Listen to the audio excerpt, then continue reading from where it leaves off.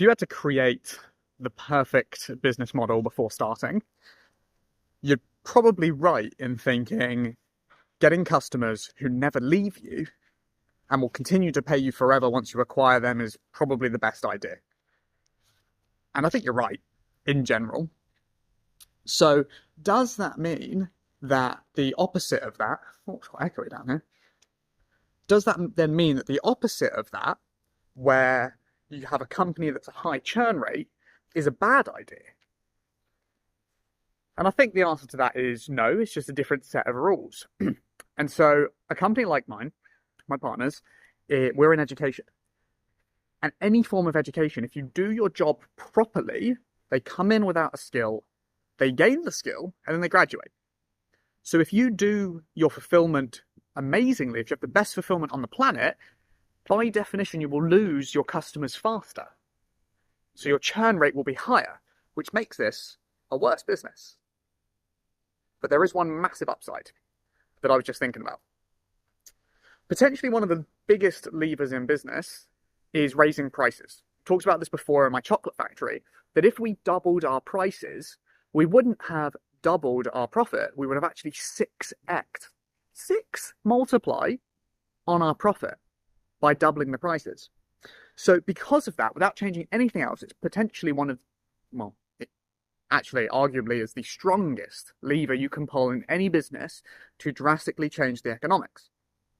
Because if you double your prices and you lose half your customers in that example that I did there, what's the numbers? You still end up over doubling your profit, but you've now got to fulfill half the amount, which is a win-win-win. So then your cost of fulfillment will also drop and it's easier to run. Massive win for everybody. But it's quite a scary thing to do, and it's notoriously one of the scariest decisions to ever make in business, is to just up your prices, because what happens if everybody leaves? But that's one of the beautiful things about a high churn business. So ours specifically, we go through our entire customer base pretty much every 6 months. And so you can then calculate very easily with your sales velocity times the LTV, how much money you can make with your company.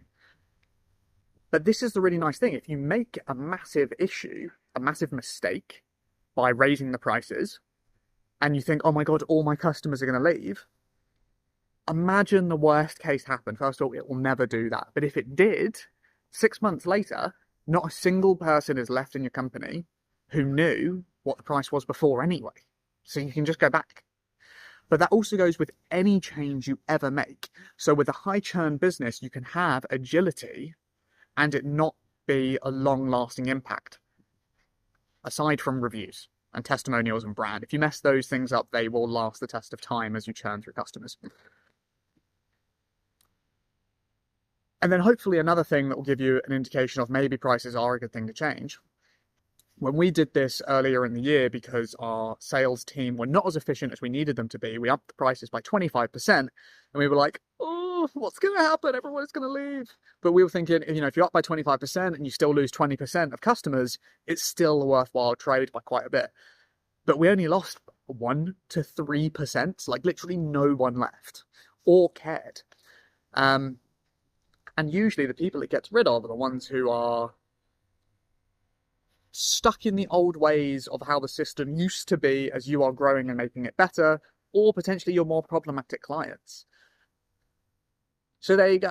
One of the biggest benefits of a high churn rate business is your ability to make changes without it being a long-lasting effect.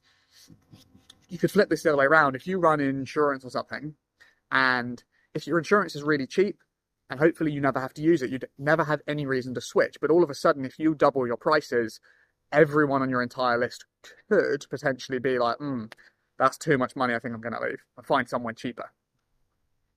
But if you offer something of value that is actually worth what you're selling and what you've got the price at, probably shouldn't make a difference. But there you go. Those are my thoughts for the day. And a high churn business doesn't necessarily have to be a bad thing, especially when scaling. All right. All the best.